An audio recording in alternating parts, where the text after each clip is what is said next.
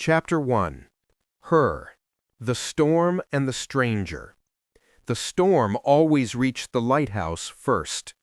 On nights like this, when the Atlantic wind curled around the dunes like a living thing, Elena Hart always found herself pulled back to the old Cedar Point lighthouse, her sanctuary since she was 12, her safest place after New York broke her in half 2 years ago.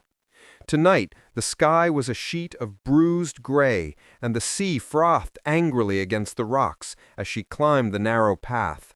She held her camera under her coat, hoping to capture what she hadn't been able to paint in months: feeling, color, life. But as she reached the rusted door, she froze. Someone was already inside. Light flickered through the fogged glass, warm, golden, out of place in the storm. Voices? No, just music. A guitar, soft, melodic, almost mournful. Elena pressed her palm to the door and pushed it open. He stood in the center of the room, tall, broad-shouldered, rain-soaked, tuning an old acoustic guitar like he owned the place. Dark curls plastered to his forehead, flannel shirt rolled to the elbows, a leather-bound notebook at his feet. He stopped strumming the guitar the instant he saw her. "Oh," he said, blinking.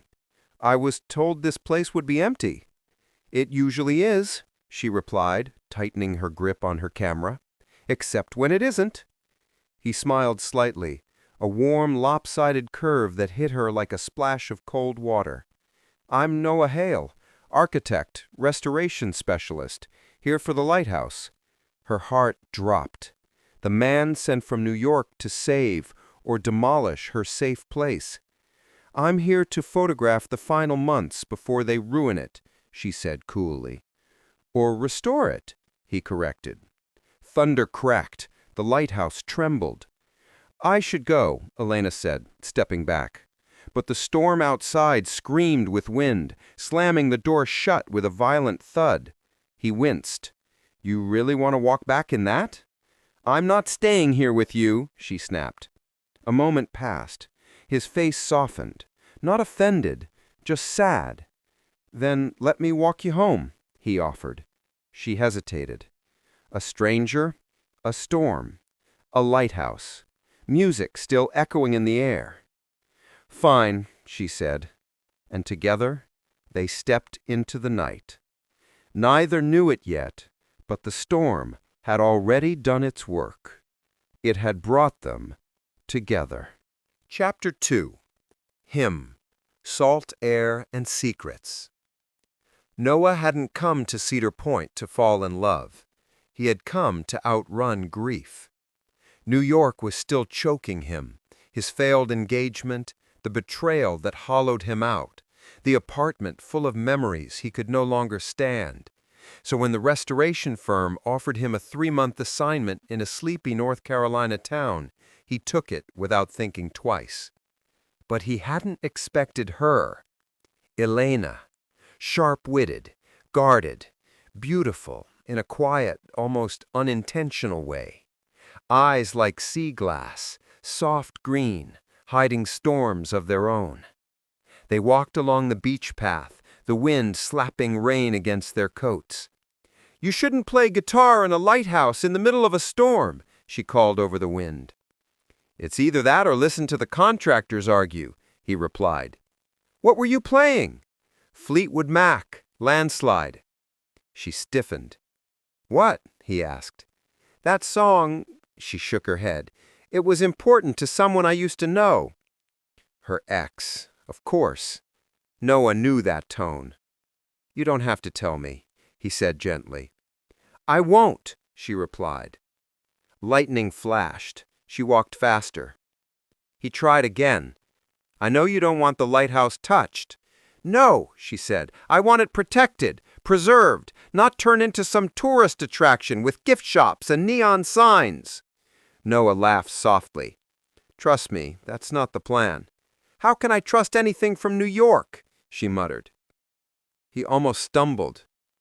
"New York broke your heart," he said quietly. She didn't look at him, but she didn't deny it. "And you?" she asked after a moment. "What broke yours?"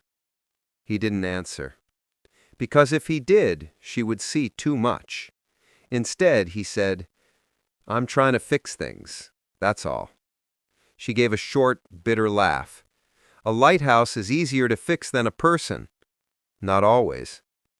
Rain tapered into mist as they reached her small cedar-shingled cottage at the edge of town. Elena turned to him, expression unreadable. "Good night, Noah." He nodded. "Good night." But as he walked away, he felt something warm flicker in his chest. Hope. Dangerous, impossible hope. Chapter 3. Her. Sparks and Shorelines. Noah Hale became impossible to avoid. He was everywhere, climbing scaffolding, sketching blueprints at the dockside cafe, strumming his guitar outside the inn. The town loved him. Children waved at him. Elderly couples brought him muffins. And worst of all, he kept showing up at the Lighthouse when she did. "You're stalking me," Elena accused one afternoon. "I work here," he protested. "You're still stalking me." He hid a smile. "Maybe a little." Their banter became a rhythm, as natural as the tide. She'd tease him, he'd deflect. She'd shut down, he'd coax her open with patience she didn't know how to handle. One chilly evening, she found him repairing an old railing. He offered her an earbud. "What's this?" she asked. "Music therapy. Fleetwood Mac. Neutral territory." She hesitated, then took it. The guitar intro hummed softly between them. They stood side by side, breathing the same salt air. Their arms brushed, sending a tremor through her chest. "You don't slow down," Elena whispered. He raised a brow. "What do you mean?" "You're always working, always moving." "That's funny, because I think you stopped moving a long time ago." She froze. He pulled back slightly. "I'm sorry, that was—" "No," she said quietly. "You're right." He swallowed. "Elena, you don't have to tell me, but maybe you should talk to someone." She lifted her camera. "I talked to this." "That's not talking, Elena. That's hiding." She wanted to run. Instead, she said, "And what about you? What are you hiding from?" He met her eyes, and for once, didn't look away. "My fiancé left me, for my best friend, and then they got married." Pain flashed across his face like lightning over water. Real, raw. "I'm sorry," she whispered. He nodded. "Me too." And for the first time, she truly saw him, not the confident architect, not the charming stranger, just a man trying to heal. Like her. Chapter 4. Him. A city of lights and firsts. They were supposed to be co-workers, acquaintances, maybe reluctant allies in saving an old lighthouse. But then her gallery submission was rejected. He found her sitting on the sand outside the lighthouse, her knees pulled to her chest, tears barely held back. "They said my work is lifeless," she whispered. "And they're right." "Elena, it's gone. Whatever I had, it's gone." He knelt beside her. The wind was icy, the waves crashing in wild arcs, but all he saw was her. "You're not lifeless," he said. "You're scared." She looked up at him, eyes shining, vulnerable. He made a decision before he'd even thought it through. "Come with me to New York." Her mouth fell open. "What?" "For a weekend, just 2 days. I need to check on a project, and you need inspiration. The galleries, the lights, the chaos. It helped me once. Maybe it'll help you." "I can't just—" "Yes," he said gently. "You can." She stared at him. Then, slowly, she nodded. New York in December was a miracle. Lights dripping from every building, carols echoing between skyscrapers, snow swirling in gentle, theatrical flakes. Noah watched Elena come alive, She photographed everything: window displays, subway musicians, reflections on wet pavement. Her laughter flowed freely, warm and bright, and each time she smiled at him, something inside him healed. That night, they stood beneath a canopy of holiday lights in Bryant Park. People skated in slow circles, the smell of roasted chestnuts in the air. Elena shivered. "Cold?" he asked. "A little." He stepped closer without thinking. She didn't move away. "Do you know why I brought you here?" he murmured. "To fix me?" she teased. "No," he said. "To remind you that you were never broken." Her breath hitched. And then, slowly, softly, he kissed her. Holiday lights blurred around them. The city hummed. Snow kissed their cheeks. Her hands rose to his collar. He deepened the kiss. For the first time in years, he felt whole. And when she finally pulled away, cheeks flushed, eyes shining, he knew he was falling. Hard. Chapter 5. Her. Fear, Flight, and the Almost End. Falling in love was not the plan. Not with him. Not again. Not ever. But Noah looked at her like she wasn't broken glass. He listened like her thoughts had weight. He kissed her like she was something holy. And that terrified her. Back in Cedar Point, everything changed between them. Their hands brushed, their jokes flirted, their silences warmed. They shared late-night talks under quilts, passing his guitar back and forth, singing softly to the waves outside. But with closeness came fear, and fear made her run.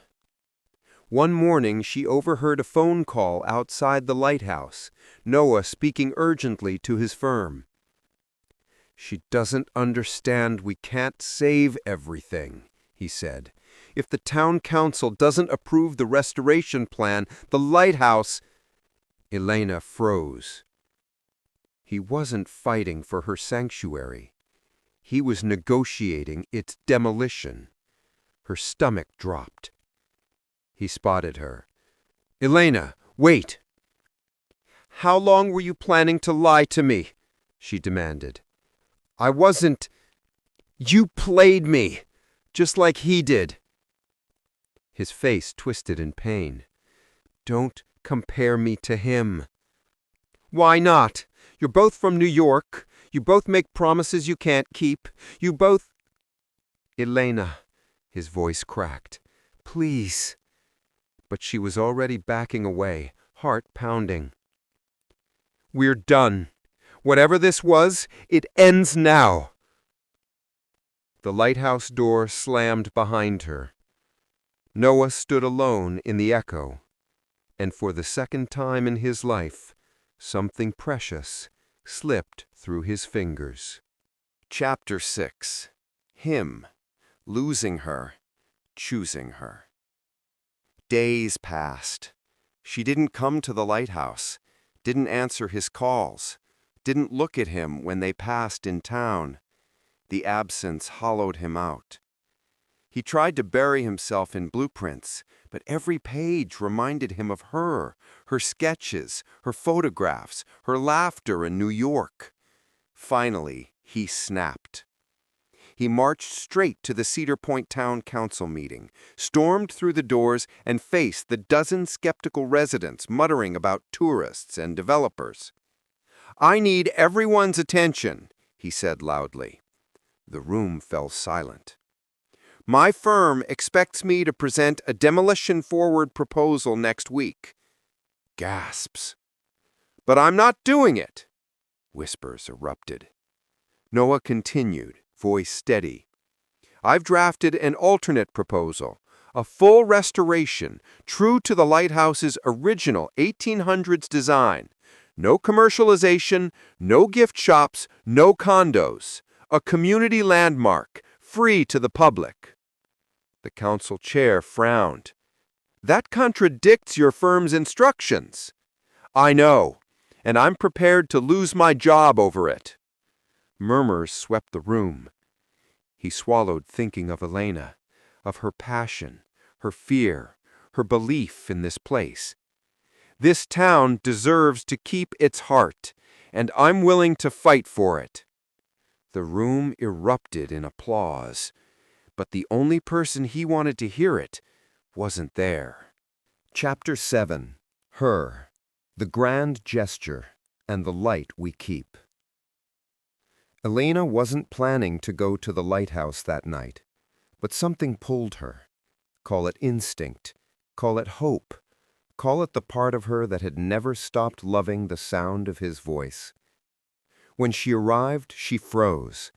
Dozens of townspeople stood on the shore holding lanterns. The lighthouse glowed brighter than she had seen in years, its beacon restored, its windows gleaming. Noah stood at the base, wind tousling his hair, guitar strapped across his back. When he saw her, relief flooded his face. "Elena," he breathed, crossing the sand. "What is this?" she whispered. "My proposal. The restoration passed. The lighthouse is saved, permanently." Her eyes widened. "You did this?" "For you. For us. For this place. I don't care about New York. I care about what matters." He lifted his guitar and strummed a familiar melody, Fleetwood Mac. Her eyes filled. "You were right," he said. "You do talk through your camera, through your art. So let me talk through this." He played and sang. His voice carried over the waves, warm and rough and full of love. People watched in silence. Tears slid down her cheeks. When the last note faded, Noah stepped closer. "I'm sorry for hurting you. I'm sorry for not explaining, but I will spend the rest of my life proving that you can trust me." He took her hands, cold, trembling, familiar. "Elena Hart, I love you, and I'm not going anywhere." She choked on a laugh sob. "I'm scared." "I am too, but maybe we can be scared together." And finally, she pulled him into her arms. He kissed her under the lighthouse beam, the whole town cheering around them. And in that moment, she knew she had found her safe place again. Not the lighthouse, him. Chapter 8. Epilogue. Salt, Stars, and a New Light. 10 months later. Summer sunlight spilled over the dunes. Gulls cried overhead. The lighthouse shone like new, freshly restored, its white walls glowing against the sapphire sky. Elena stepped onto the gallery deck, her gallery, Cedar Point Creative Collective, a place where local artists displayed their work, where her photographs now hung in warm light, full of color and life. Behind her, strong arms wrapped around her waist. "Mrs. Hale," Noah murmured into her neck, kissing her gently. "You ready?" She turned, smiling. "I'm not Mrs. Hale yet." "No," he agreed, kissing her again, "but you will be in 6 weeks." She placed his hand against her small but unmistakable baby bump. "You okay?" he asked softly. "Yes," she whispered, happy. The happiest she had ever been. They walked hand in hand toward the lighthouse, where townspeople gathered for the ribbon-cutting ceremony. A new plaque gleamed at the base. "The Light We Keep, restored with love by Noah Hale, inspired by the heart of Elena Hart." She squeezed his hand. "You ready?" "Always," he said. They stepped into the sunlight together, salt on their lips, a future glowing bright ahead, the lighthouse shining like a promise, a beacon, a beginning, a love that would last a lifetime. The light they kept together.